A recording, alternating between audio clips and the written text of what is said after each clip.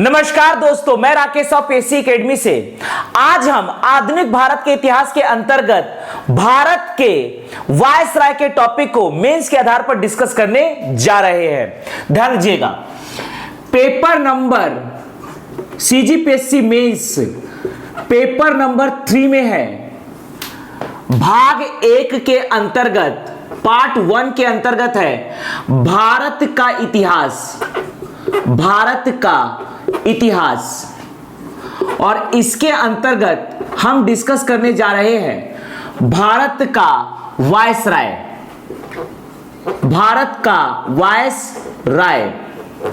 अर्थात भारत के इतिहास में हमें आ सकते हैं 2 नंबर के प्रश्न, 4 नंबर के प्रश्न, 8 नंबर के प्रश्न और सीधे सीधे 15 नंबर के प्रश्न।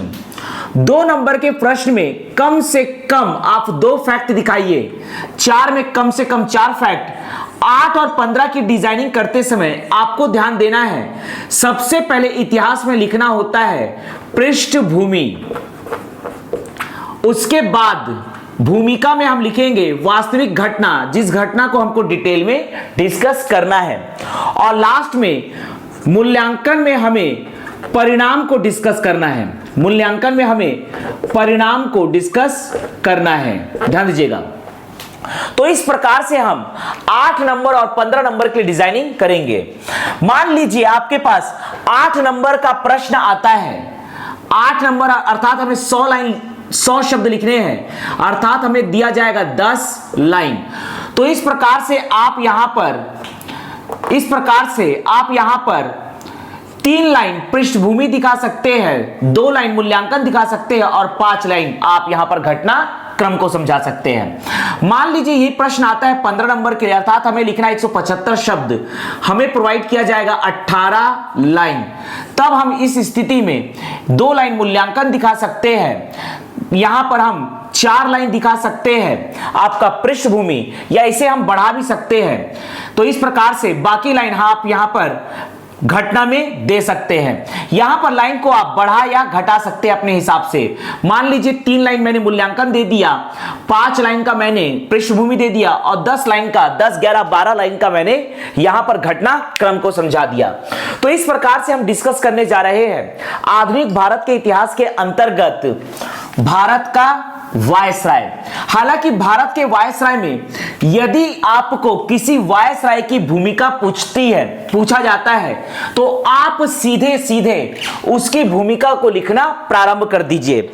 आपको यदि ईयर याद नहीं है, जैसे मान लीजिए आपको पूछा जाता है लॉर्ड डलहौजी के बारे में। लॉर्ड डलहौजी ने हड़प नीति का प्रतिपादन किया था 1848 में। यदि आपको 1848 अर्थात वर्ष सन आपको याद नहीं है, तो उसे लिखने की आवश्यकता नहीं है, बस उसके कार्यों को आप लिखना प्रारंभ कीजिए। ध्यान दीजिएगा। मान लीजिए आपके पास प्रश्न है लॉर्ड डलहौजी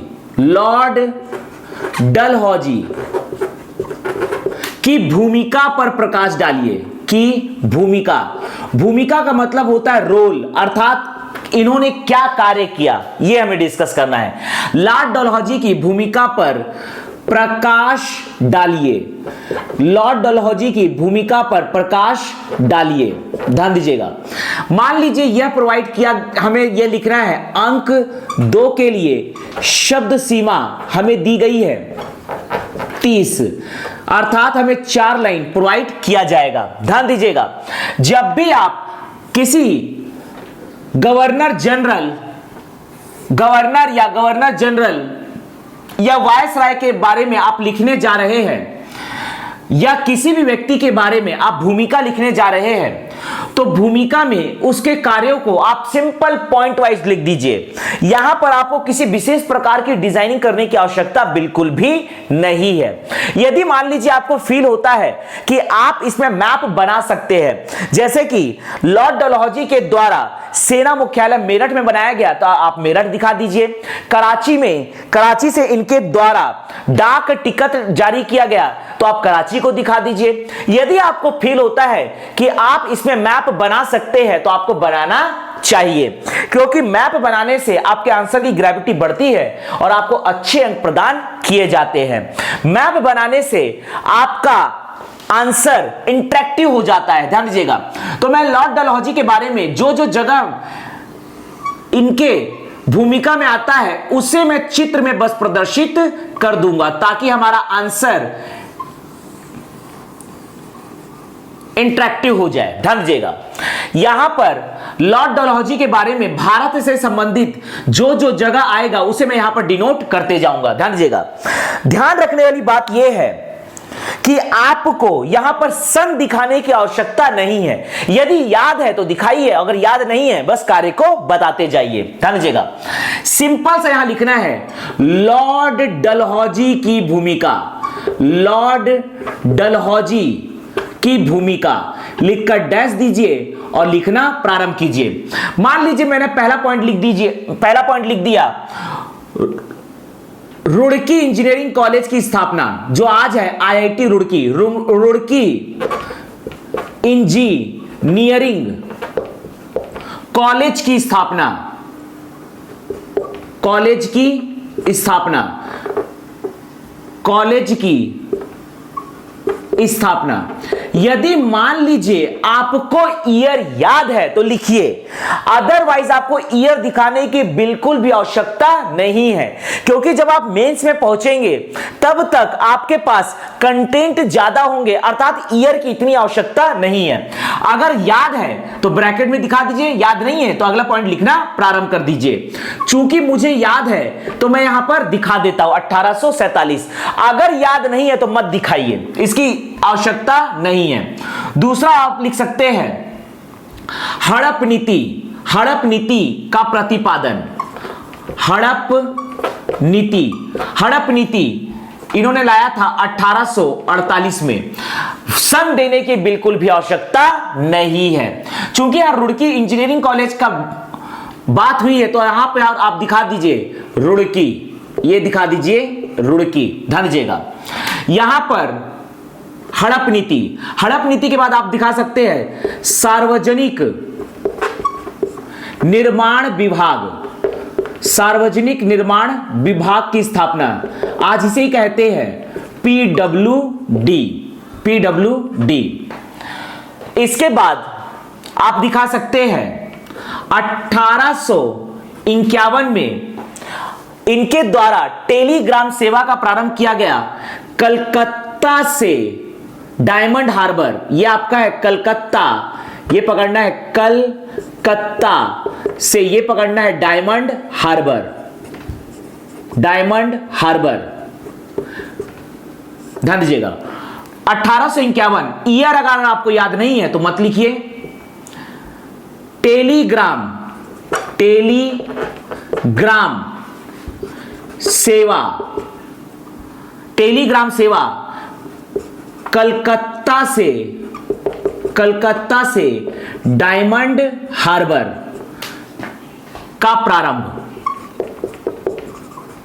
टेलीग्राम सेवा कलकत्ता से डायमंड हार्बर, कलकत्ता से डायमंड हार्बर का प्रारंभ। अगर आपको ईयर याद है तो लिखिए, याद नहीं है तो मत लिखिए। ध्यान दीजिएगा, तो इस प्रकार से आप कुछ काम को, कुछ भूमिका को आप यहां पर प्रदर्शित कर दीजिए। मान लीजिए यही क्वेश्चन आता है 4 नंबर के लिए अर्थात 60 शब्द के लिए, तो भूमिका अर्थात फैक्ट ओरिएंटेड आंसर को आप सिंपल बढ़ाते जाइए। यहां पर फैक्ट ओरिएंटेड आंसर को आप सिंपली बढ़ाते जाइए। आगे आप लिख सकते हैं 1852 में कराची में डाक टिकट जारी किया, यहां दिखा दीजिए कराची, यह है पाकिस्तान में आज के कराची। तो डाक टिकट का प्रारंभ, भारत में पहली बार डाक टिकट का प्रारंभ, डाक, कराची से डाक टिकट का प्रारंभ, लिखिए यहां पर कराची से डाक टिकट का प्रारंभ, कराची से डाक टिकट का प्रारंभ, यह किया गया था 1852। ईयर याद है तो लिखिए, अदरवाइज आवश्यकता नहीं है, सिंपल लिख दीजिए कराची से डाक टिकट का प्रारंभ। 16 अप्रैल 1853 को मुंबई से ठाणे, मुंबई से ठाणे भारत का पहला ट्रेन चला, मुंबई से ठाणे भारत का पहला ट्रेन चला? डेट याद है तो लिखिए, अदरवाइज छोड़ दीजिए। 16 अप्रैल 1853 भारत का पहला ट्रेन मुंबई से ठाणे के बीच चला। डेट याद है तो लिखिए 16 अप्रैल 1853, अदरवाइज लिखने की आवश्यकता नहीं है। 16 अप्रैल 1853 भारत का पहला ट्रेन मुंबई से ठाणे के बीच चला। 16 अप्रैल 1853। इस प्रकार से आप इनके बारे में जो भी भूमिका आपको याद है वो लिखना चाहिए। मान लीजिए यही प्रश्न आता है 8 नंबर के लिए, अर्थात 100 शब्द आपको दिए गए हैं, तो इस प्रकार से आपको 4 लाइन और प्रोवाइड किए जाएंगे। हमें अब लिखना है कुल 10 लाइन का आंसर, हमें कुल 10 लाइन का उत्तर लिखना है। ध्यान दीजिएगा, 10 लाइन का उत्तर लिखना है। आप यहां लिख सकते हैं 1854 में वुड डिस्पैच शिक्षा के सुधार हेतु लाया गया। वुड डिस्पैच लाया गया है 1854 में। ईयर याद है तो लिखिए, अदरवाइज मत लिखिए। शिक्षा सुधार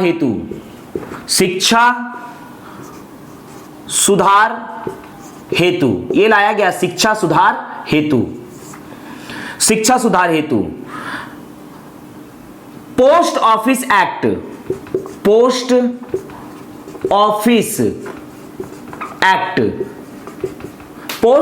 एक्ट ये लाया गया 1854 में। ईयर लिखने की आवश्यकता नहीं है। Post office act. डाक विभाग अधिनियम 1854 डाक विभाग में सुधार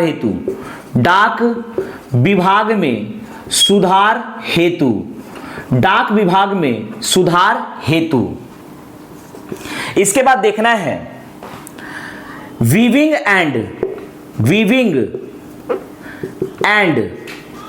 स्पिनिंग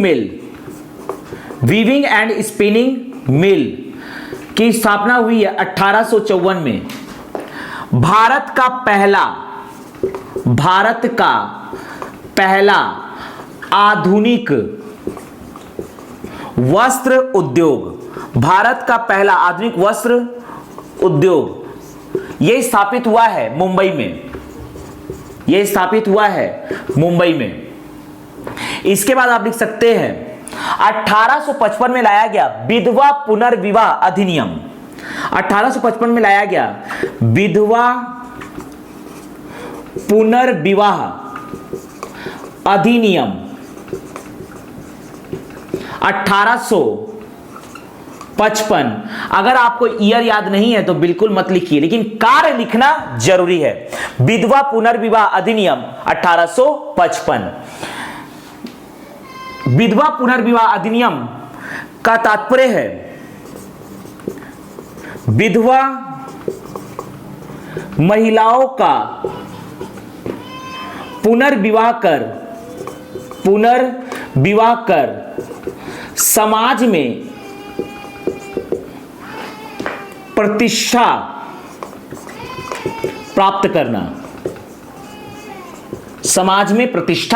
करना।